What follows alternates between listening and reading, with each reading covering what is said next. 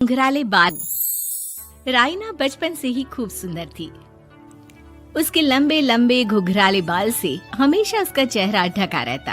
आरा भूत भी बनकर घूमती रहती है, चल तेरे बाल कटवा दूं। अच्छा, क्यों भला? स्कूल में तो सारा वक्त बांधकर घूमना पड़ता था। अब तो मैं कॉलेज जाऊंगी और बाल खोल कर घूमूंगी। हाँ। अरे ये बाल देख रही है, ऐसे लगता है जैसे मधुमक्खी का छत्ता। खैर, घने घने घुंघराले बालों से राइना सुंदर तो लगती, लेकिन उसे संभालना उसके लिए बड़ा काम था।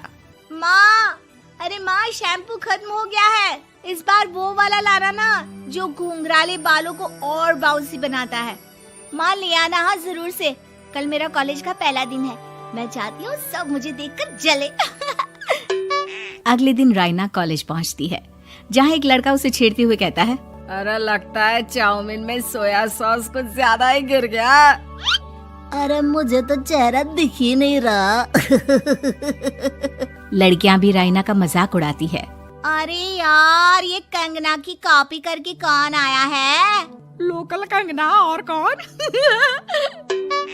राइना को सभी पर गुस्सा आता है, लेकिन वो कुछ नहीं कहती। स्कूल में तो बाल बंधे ही रहते थे, लेकिन कॉलेज में राइना एक लड़की से कहती है, हाय, मेरा नाम राइना है, मुझे आर्ट्स डिपार्टमेंट में जाना है।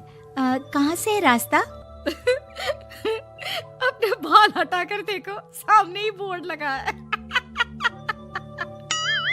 राइना को कॉलेज में भी दोस्त बनाने में दिक्कत आ रही थी। वो रोते रोते घर आ जाती है। माँ, मैं क्या करूं?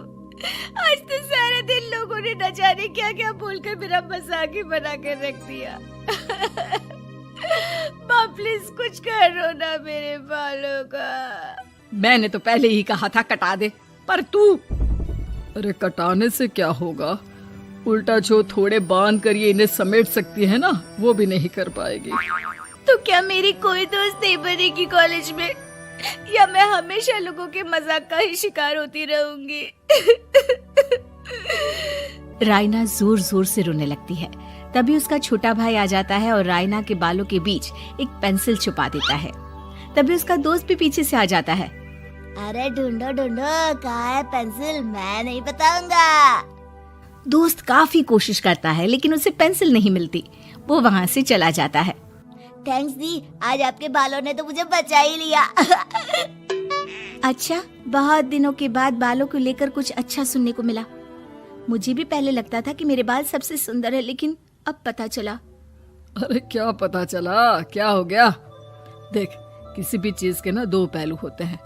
या तो तुम बालों से ही लोगों का मन जीतो, या फिर रोती रहो। अब ऐसे घने बाल तो तुम्हें भगवान ने दिए हैं। राइना को पिता की बात समझ में आ जाती है। वो सोच लेती है कि जिन बालों के कारण वो कॉलेज में एक भी दोस्त नहीं बना पा रही है, उन्हीं बालों से वो दोस्तों की लाइन लगवा देगी। अगले दिन कॉलेज में डेस्क में राइना बालों को आगे कर लेती है और लोगों को लगता है कि राइना का चेहरा पीछे है, लेकिन राइना घने घुंघराले बालों को हटाकर हंसने लगती है। देखा मेरे बालों का कमाल, इससे मेरा चेहरा भी नहीं दिखता और मैं चलती क्लास में सो भी सकती हूँ। सभी राइना को देखकर हंसने लगते हैं। क्लास में परीक्षा चल रही होती है, तो राइना अपने बालों में चीटिंग के पेपर छुपा छुपा कर आसपास के बच्चों की मदद भी कर देती है, जिसके बाद से तो राइना क्लास की हीरोइन बन जाती है। वाह राइना, तेरे बाल तो बहुत कमाल के हैं। मैं तो इन्हीं के कारण पास हो गई। और पता है, मैं तो अपने काम का सामान राइना के बालों के बीच में ही फंसा देती हूँ। जैसे जैसे काम होता है वैसे वैसे इस्तेमाल करती हूँ। अब तो क्लास में हर कोई राइना के साथ बैठने की जिद करता। राइना में इसे लेकर घमंड आ जाता है। उसे लगता है कि वही क्लास की सबसे डिमांडिंग लड़की है। फिर एक दिन, मैं इस कॉलेज में नई नई आई हूँ, क्या आप मेरी दोस्त बनेंगी? मैं? ओह सॉरी, मैं इस क्लास की सबसे डिमांडिंग लड़की हूँ। हर कोई मेरे साथ ही रहना चाहता है। एक काम करो ना, वो पीछे की सीट दिख रही है, जाओ जाकर वहीं बैठ जाओ। लड़की को राइना की बात बहुत बुरी लगती है, लेकिन वो करती भी तो क्या, जाकर चुपचाप पीछे की सीट पर बैठ जाती है।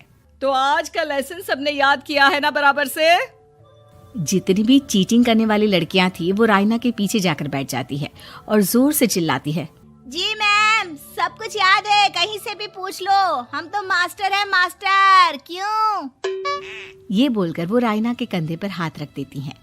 रायना भी खुश होती है कि कॉलेज की सबसे स्मार्ट लड़कियों का ग्रुप उसका दोस्त है। पीछे बैठी वो लड़की देखती है कि कैसे मैडम के सवाल लड़कियां रायना के सर को देखकर दे रही है। शाबाश, मुझे खुशी है कि तुम लोग इतनी अच्छी पढ़ाई करने लगी हो। मैं प्रिंसिपल से कहकर तुम लोगों की स्कॉलरशिप की बात करूंगी, जिससे तुम लोगों के माता पिता का पैसा जो फीस में लग रहा है वो बच जाए। सभी लड़कियां खुश हो जाती हैं। टीचर के जाने के बाद एक लड़की कहती है, गर्ल्स, अब हम लोग ना सिर्फ सबसे स्मार्ट बल्कि सबसे इंटेलिजेंट भी हो गए हैं। इसी बात पर आने वाले संडे को मेरे घर पर पार्टी, सबको आना है, ओके? सभी लड़कियां पार्टी के लिए एक्साइटेड हो जाती हैं। रायना भी। माँ, मेरे कॉलेज की सबसे स्मार्ट लड़की ने पार्टी रखी है संडे को। मैं भी वहाँ सबसे अच्छी दिखना चाहती हूँ, लेकिन ये बाल। घुंघराले बालों का तो कर भी क्या सकती है। तभी उन लोगों की नजर पार्लर के एक इश्तिहार पर पड़ती है जो 3000 रुपए में बाल स्ट्रेट कर रहा था। माँ, मुझे पैसे देना, मैं बाल सीधे करवा कर आती हूँ। संडे को पार्टी में सबसे अच्छी लगूंगी। बस फिर क्या था, अपने घुंघराले बालों को रायना पार्लर जाकर स्ट्रेट यानी कि सीधा करवा लेती है। और फिर पार्टी वाले दिन, हाय गर्ल्स, कैसी लग रही हूँ मैं? ओह नो, शिट, ये क्या करवा लिया बालों का हाल? और जिसके घर पार्टी थी वो लड़की, अरे ये क्या करवा लिया? तुम्हें मालूम नहीं है, जिस बालों में चीटिंग रखकर हम लोग टीचर के अगर इम्प्रेशन जमाते थे, उन बालों को तुमने।